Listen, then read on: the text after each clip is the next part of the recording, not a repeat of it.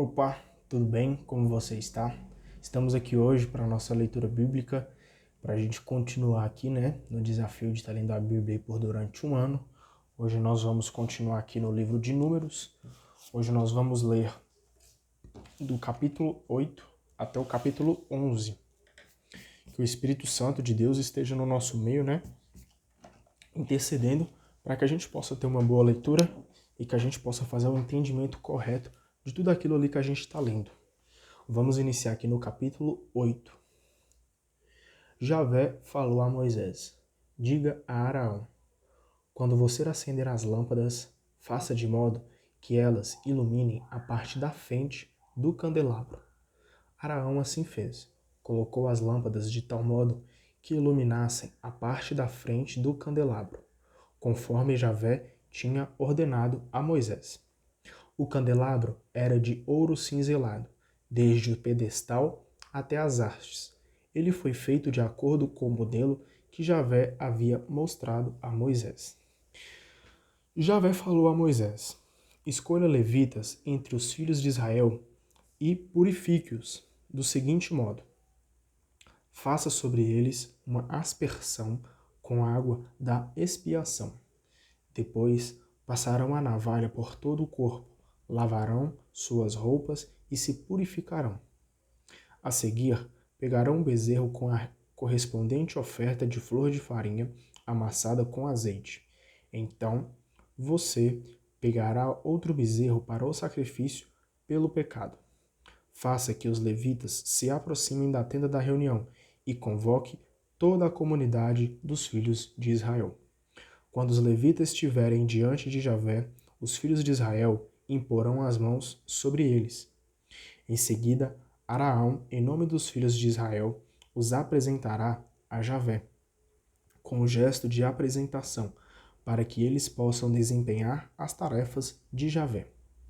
Os levitas colocarão a mão sobre a cabeça dos bezerros, e você os oferecerá pelo pecado dos levitas, um como sacrifício pelo pecado e o outro em holocausto. Coloque depois os levitas diante de Araão e seus filhos, e ofereça-os a Javé com o gesto de apresentação. Desse modo, separe do meio dos filhos de Israel os levitas para que pertençam a mim. Então os levitas poderão começar a servir na tenda da reunião. Purifica-os e ofereça-os com o gesto de apresentação, porque os levitas me foram dados pelos filhos de Israel em troca de seus primogênitos, e eu os reservo para mim. Todos os primogênitos de Israel, homem ou animal, me pertencem. Eu os consagrei a mim mesmo, desde o dia em que matei todos os primogênitos do Egito.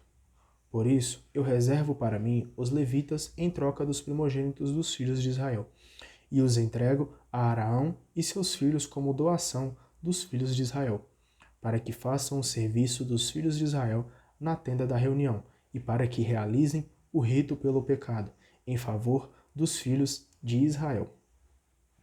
Desse modo, nenhuma desgraça atingirá os filhos de Israel quando se aproximarem do santuário.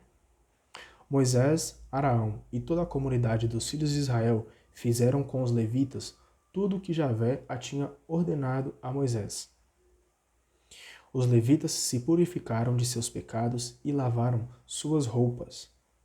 Arão os ofereceu a Javé com um gesto de apresentação, e para purificá-los realizou com eles o rito pelo pecado. Então a gente vê aqui, que os levitas estão se purificando ali, para ficar ainda mais próximo do Senhor. Estão ali se purificando, principalmente para se livrar, para poder ter esse perdão aí do pecado. Os levitas foram, então, admitidos para cumprir sua função na tenda da reunião, na presença de Araão e seus filhos. Desse modo se cumpriu tudo que Javé havia ordenado a Moisés a respeito dos levitas. Javé falou a Moisés: a partir dos 25 anos, os levitas farão os trabalhos da tenda da reunião. Aos 50 anos, eles se aposentarão e não prestarão mais serviço. Poderão ajudar seus irmãos montando guarda na tenda da reunião, mas não trabalharão. Tais são as disposições quanto às funções dos levitas. Então a gente vê aqui, né, que o Senhor vai designando ali as tarefas de cada um dentro ali da tenda da reunião, que era onde estava guardada ali, né, as tábuas da aliança que continha os 10 mandamentos. Vamos iniciar aqui agora o capítulo 9. 2 anos depois que os filhos de Israel saíram do Egito, no primeiro mês, Javé falou a Moisés no deserto do Sinai. Os filhos de Israel celebrarão a Páscoa na data marcada. No dia 14 do primeiro mês, ao entardecer, celebrarão a festa conforme todos os seus estatutos e normas. Moisés mandou os filhos de Israel celebrar a Páscoa. E eles a celebraram no dia 14 do primeiro mês, ao entardecer, no deserto do Sinai. Os filhos de Israel fizeram tudo de acordo com o que Javé tinha ordenado a Moisés. Alguns homens estavam impuros porque haviam tocado num cadáver e nesse dia não puderam celebrar a Páscoa. Apresentaram-se no mesmo dia a Moisés e a Araão e lhe disseram: Estamos impuros porque tocamos num cadáver, porque não nos deixa trazer nossa oferta a Javé no tempo determinado, junto com os outros filhos de Israel? Moisés respondeu: Esperem até que eu saiba o que Javé vai ordenar a respeito de vocês. Javé falou a Moisés. Bem interessante aqui, né, que a gente percebe que Moisés é muito íntimo de Deus, né? Ele ainda fala para o povo: Esperem até que eu saiba o que Javé vai ordenar a respeito de vocês. Então isso é bem interessante. Javé falou a Moisés: Diga aos filhos de Israel: Se alguém de vocês ou de seus descendentes estiver impuro por ter tocado num cadáver, ou estiver numa longa viagem, deverá celebrar a Páscoa de Javé no dia 14 do segundo mês, ao entardecer. Comerão a Páscoa com os pães sem fermento e com ervas amargas. Não deverá sobrar nada para o dia seguinte. Nem se quebrará osso nenhum do cordeiro. Deverão celebrar a Páscoa conforme o ritual. Quem estiver puro ou não estiver em viagem e deixar de celebrar a Páscoa, será excluído do seu povo, porque não trouxe a oferta para Javé no tempo certo. Deverá carregar a própria culpa. O imigrante que mora entre vocês deverá celebrar a Páscoa de Javé conforme o ritual e os costumes da festa. O mesmo ritual vale tanto para o imigrante como para o nativo do país. No dia em que foi montado o santuário, a nuvem cobria o santuário, isto é, a tenda da reunião, e desde o entardecer até o amanhecer ela ficava sobre o santuário com aspecto de fogo. Acontecia sempre o mesmo. De noite, a nuvem cobria o santuário, tomando aspecto de fogo até o amanhecer. Quando a nuvem se elevava sobre a tenda, os filhos de Israel se punham em marcha. Quando ela parava, eles aí acampavam. Então a gente percebe aqui, né, que a nuvem basicamente destinava eles ali, né, colocava eles no caminho. Quando a nuvem estava ali em formato de fogo, né, é isso? Isso mesmo, quando a nuvem ali se elevava sobre a tenda, na verdade, os filhos de Israel se colocavam a caminhar, né? Mas quando ela parava ali, então eles acampavam. Então é como se fosse ali um guia, né? Para todo o povo de Israel. Eles se punham em marcha ou acampavam conforme a ordem de Javé, ou seja, só caminhava ou paravam segundo aquilo que Deus queria, né? Permaneciam acampados durante todo o tempo em que a nuvem repousava sobre o santuário. Se a nuvem permanecia muitos dias sobre o santuário, os filhos de Israel observavam a ordem de Javé e não partiam. Às vezes, a nuvem ficava poucos dias sobre o santuário, então permaneciam acampados ou partiam de acordo com a ordem de Javé. Às vezes, a nuvem ficava desde o entardecer até o amanhecer, e, quando ela se levantava ao amanhecer, eles se punham em marcha. Outras vezes ficava um dia e uma noite, e quando ela se levantava, eles partiam. Outras vezes ainda, a nuvem permanecia 2 dias, um mês ou até um ano. Os filhos de Israel ficavam acampados e não partiam. Quando a nuvem se levantava, então partiam. Eles acampavam ou partiam de acordo com a ordem de Javé. Respeitavam a ordem de Javé, que era comunicada por Moisés. É bem interessante aqui, né, porque a gente viu ali que eles discerniam, né, a vontade de Deus. Por muitas vezes, né, a gente quer agir pela nossa própria vontade, né, pelos nossos próprios anseios, né, e queremos, de forma muito ansiosa, resolver as coisas de forma rápida, né? Mas aqui é interessante porque eles buscavam discernir a vontade de Deus. Quando a nuvem estava parada, eles estavam parados. Quando a nuvem estava em movimento, eles continuavam a acampar. E é interessante aqui, né, que aqui até fala que por muitas vezes, né, a nuvem permanecia parada 2 dias, um mês ou até um ano. E mesmo assim, eles estavam lá esperando a nuvem se movimentar para que eles pudessem se movimentar também. Então é bem interessante aí, né, esse discernimento da vontade de Deus. Vamos agora aqui para o capítulo 10. Javé falou a Moisés: faça 2 trombetas de prata lavrada para convocar a comunidade e dar o toque de partida para os acampamentos. Ao toque das 2 trombetas, toda a comunidade se reunirá com você na entrada da tenda da reunião. Quando for tocada uma só trombeta, os chefes dos clãs se reunirão com você. Ao primeiro toque agudo, os que estiverem acampados a leste se colocarão em movimento. Ao segundo toque, partirão os que estiverem acampados no sul. Será dado um toque para que se ponham em marcha. Então a gente vê aqui, né, que Deus está convocando o povo ali para se colocar em marcha. Para convocar a assembleia se dará um toque, mas não agudo. Os sacerdotes, filhos de Arão, ficarão encarregados de tocar as trombetas. Essa é uma lei perpétua para vocês e seus descendentes. Quando vocês estiverem no seu país e tiverem que sair para lutar contra o inimigo que os esteja oprimindo, vocês tocarão a trombeta para o combate. Então Javé, o seu Deus, se lembrará de vocês e os salvará dos seus inimigos. Também nos dias de festa, solenidades ou começo de mês, vocês tocarão as trombetas para anunciar os holocaustos e sacrifícios de comunhão. Então o seu Deus se lembrará de vocês. Eu sou Javé, o Deus de vocês.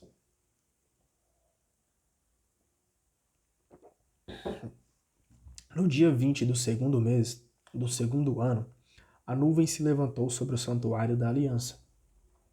Então, os filhos de Israel partiram do deserto do Sinai, conforme sua ordem de marcha, e a nuvem parou no deserto de Farã. São estes os que partiram em primeiro lugar, conforme a ordem de Javé, transmitida por Moisés. Em primeiro lugar, partiu a bandeira do acampamento dos filhos de Judá, por esquadrões, sob as ordens de Naasson, filho de Aminadab. Judá estava acampado pelo esquadrão dos filhos de Issacar, chefiado por Natanael, filho de Suar, e pelo esquadrão dos filhos de Zabulon, chefiado por Eliabe, filho de Elon. Em seguida o santuário foi desmontado e partiram os filhos de Gerson e os filhos de Merari, encarregados de transportar o santuário. A seguir, partiu a bandeira do acampamento dos filhos de Ruben, por esquadrões, sob as ordens de Elisur, filho de Sedeur. Ruben estava acompanhado pelo esquadrão dos filhos de Simeão, chefiado por Salamiel, filho de Surissadai, e pelos esquadrão dos filhos de Gad, chefiado por Eliasaf, filho de Reuel. Partiram então os filhos de Caate, encarregados de transportar o santuário, de modo que o santuário já estaria montado quando eles chegassem. Partiu depois a bandeira do acampamento dos filhos de Efraim, por esquadrões, sob a ordem de Elisama, filho de Amiúde. Efraim estava acompanhado pelo esquadrão dos filhos de Manassés, chefiado por Gamaliel, filho de Fadassur, e pelo esquadrão dos filhos de Benjamim, chefiados por Abidã, filho de Gedeão. Por último, fechando a retaguarda, partiu a bandeira do acampamento dos filhos de Dan, por esquadrões, sob as ordens de Aiezer, filho de Amizadai. Dan estava acompanhado pelo esquadrão dos filhos de Azer, chefiado por Fegiel, filho de Ocrã, e pelo esquadrão dos filhos de Neftali, chefiado por Aira, filho de Enã. Foi essa a ordem de partida dos esquadrões dos filhos de Israel, quando se puseram em marcha. Moisés disse ao seu sogro, filho de Raguel, o Madianita: vamos partir para o lugar que Javé prometeu dar para nós. Venha conosco e o trataremos bem, porque Javé prometeu coisas boas para Israel.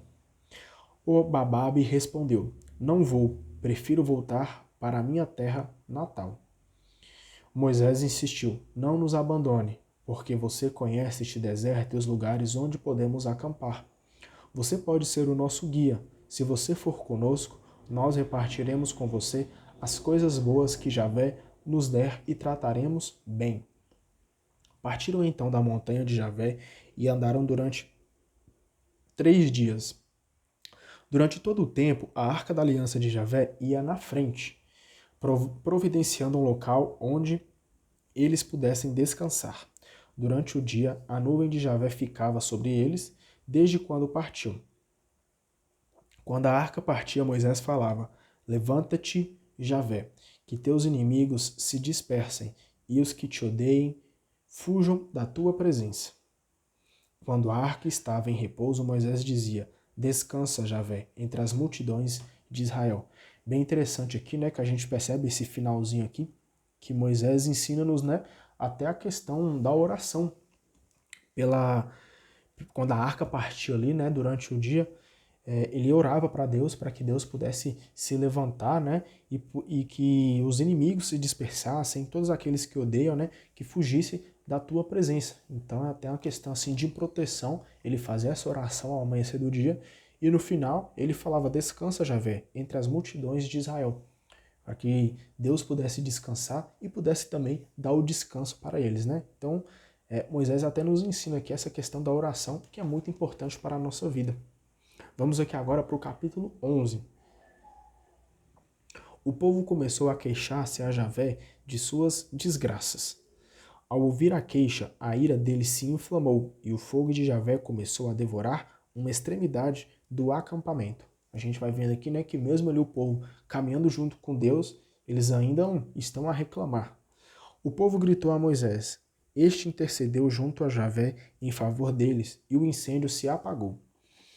Esse local se chamou lugar do incêndio, porque aí o fogo de Javé ardeu contra eles. A multidão que estava com eles ficou faminta. Então os filhos de Israel começaram a reclamar junto com eles, dizendo: Quem nos dará carne para comer?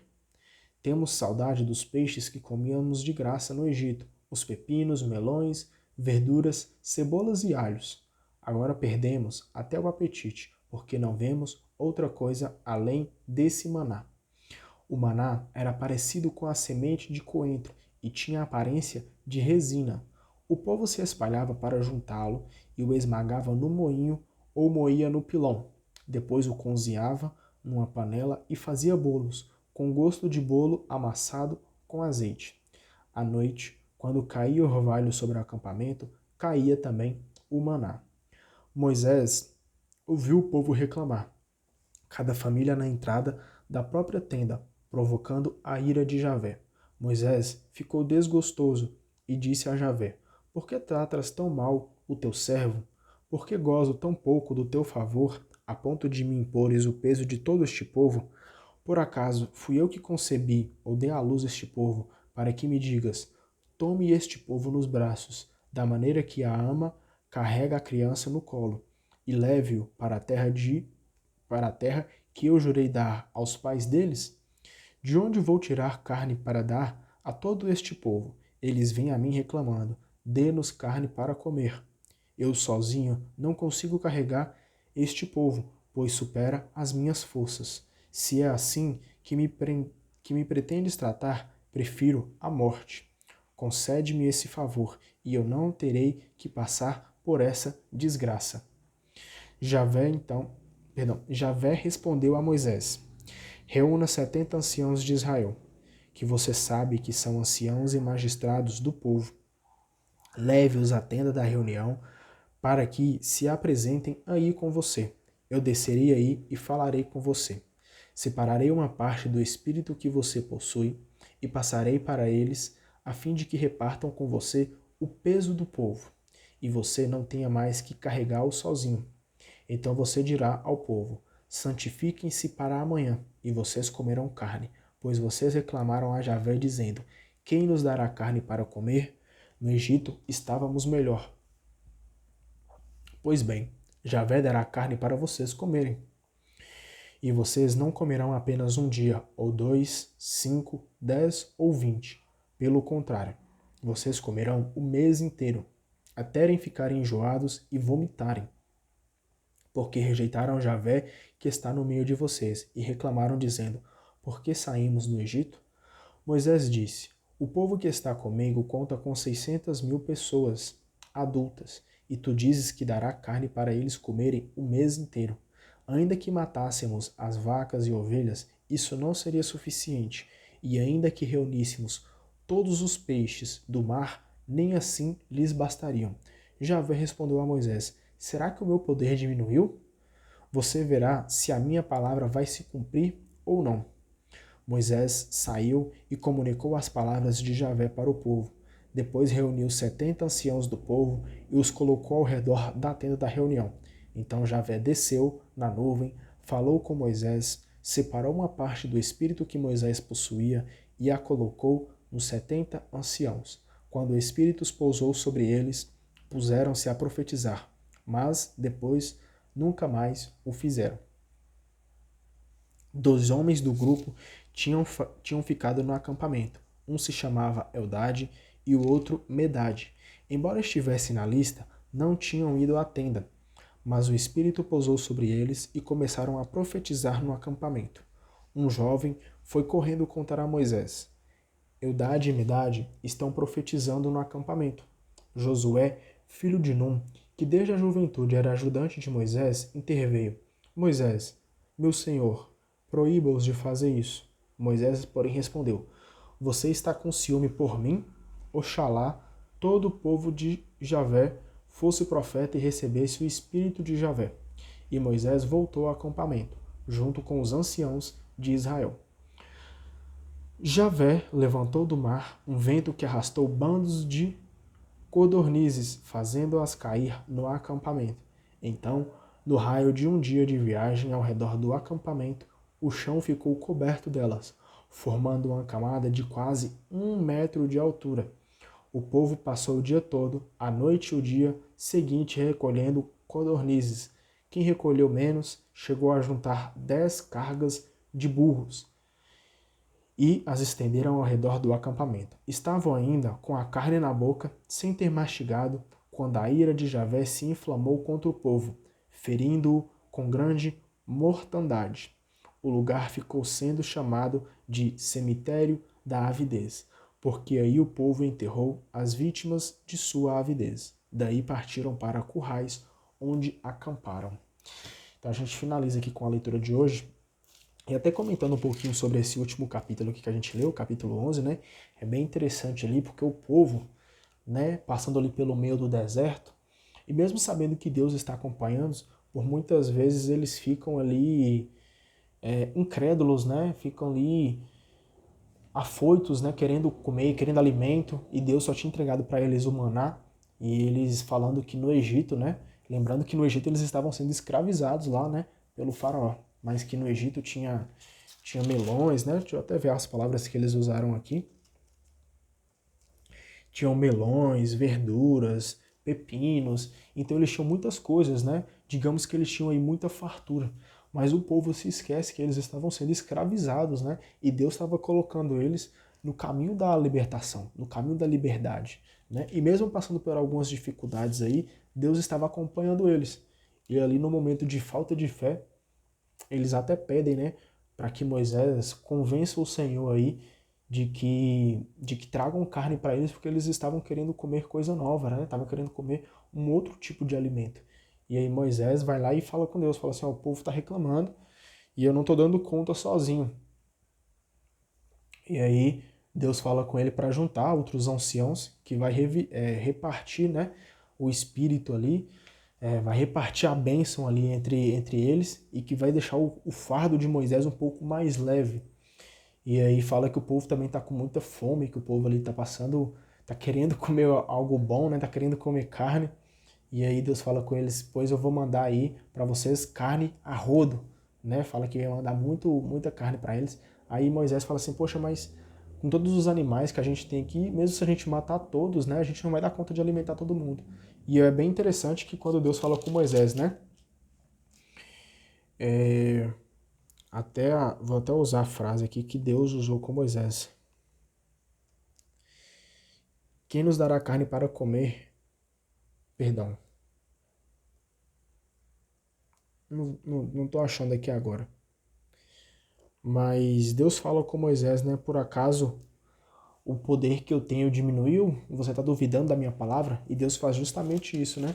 Entrega ali para eles várias codornizes que dava para alimentar o mês inteiro. Então a gente percebe, né, que mesmo ali diante de muitas dificuldades, o povo ainda tende a tende a ficar ali incrédulo, né? Tende a ficar infiel com Deus. Mas não podemos que Deus é o Deus de todas as coisas, Deus é o Deus que comanda tudo, né? E nós temos que confiar sempre no Senhor. Hoje eu fiz uma leitura um pouquinho mais breve, porque tive um dia bastante corrido, tá? Mas estamos aqui firme e forte e amanhã a gente vai voltar. E amanhã, domingo, estou num dia mais tranquilo. Hoje para mim foi bem correria aí para mim, mas não deixamos aqui de cumprir com o nosso combinado, beleza? Então vamos ler a Bíblia, independente se a gente está num dia mais corrido, né? Se a gente está num dia mais tranquilo, vamos ler a Bíblia, porque ela nos transforma e nos faz pessoas melhores, tá bom? Deus abençoe você e amanhã eu te espero aqui. Fica com Deus.